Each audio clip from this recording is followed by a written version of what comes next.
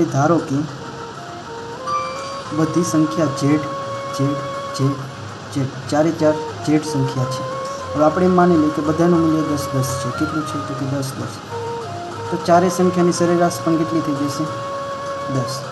હવે આપણને એમ કીધું કોઈ એક સંખ્યા કાઢી લેવાની, એના બદલે x મૂકવાનો છે.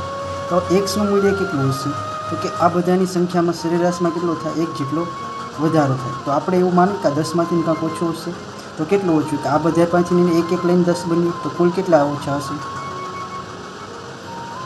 x કેટલો હશે તો કે 6 હશે, કારણ કે આ બધા 6 ઉમેરો તો બધાની થઈ ગઈ સરેરાશ.